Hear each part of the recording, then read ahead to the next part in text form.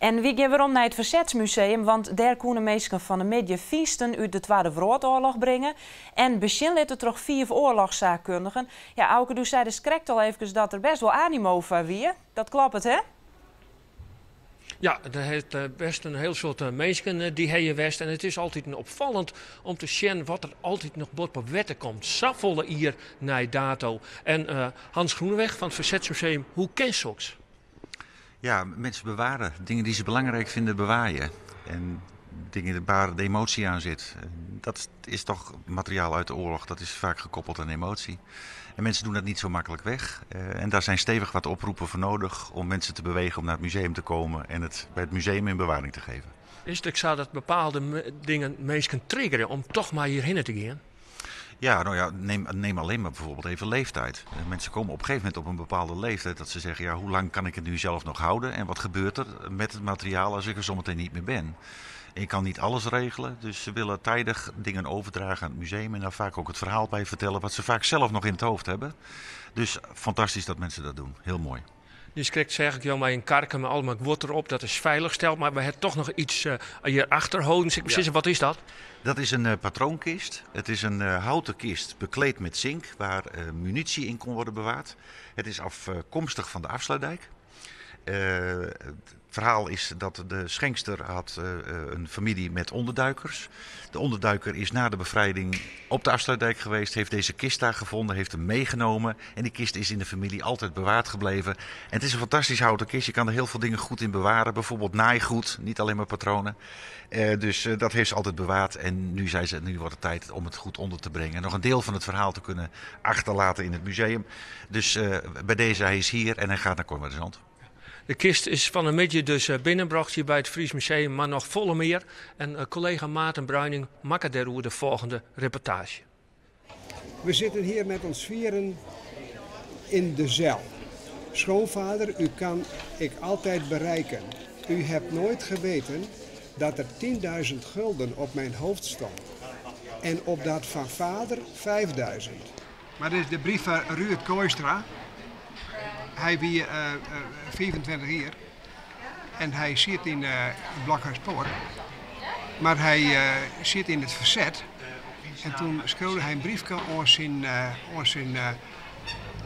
zijn huid. Dat er allerlei opnames aan het maken waren. En die film die wordt hier ook gewoon in zware steden.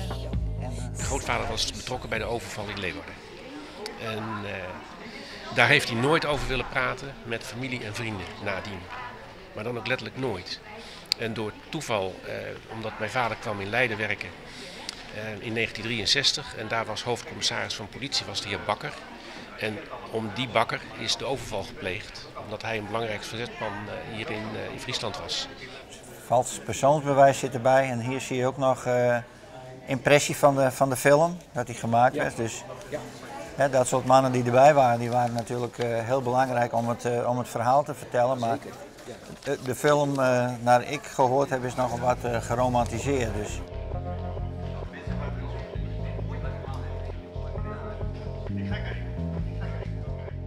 Deze man had een persoonsdossier ingebracht over zijn opa, Sikke de Jong. En dat is natuurlijk hartstikke mooi materiaal, want het is echt op één persoon gericht. En ja, dat is echt iets voor het persoonsdossier wat wij bijhouden in Tresor.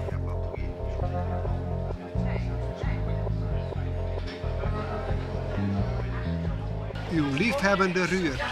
In de donkere cel valt het niet mee om te schrijven, maar het moet van mijn hart de zegen van Ruud. Ja, ook morgen is het 4 mei en er is de laatste dagen nogal wat discussie over de derde bedenking, hè?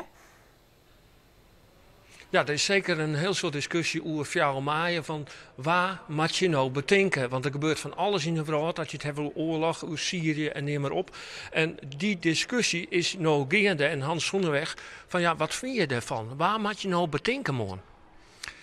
Nee, ik denk dat we eerst moeten kijken naar het officiële gedeelte. Want we hebben het echt goed omschreven wie we herdenken op 4 mei. En dat zijn de slachtoffers die zijn gevallen in de Tweede Wereldoorlog. En de slachtoffers die zijn gevallen bij vredesmissies, oorlogsmissies daarna. Dus 4 mei herdenkt officieel deze mensen. Maar ik denk dat 4 mei verder gaat. De boodschap van 4 mei draagt veel verder nog dan dat. En het is denk ik goed dat daar een ontwikkeling in is. Dat zie je ook door de jaren heen. Er worden andere groepen herdacht dan aan het begin van toen de oorlog net af was gelopen. Er worden nu echt ook andere groepen herdacht. Dus dat is een ontwikkeling.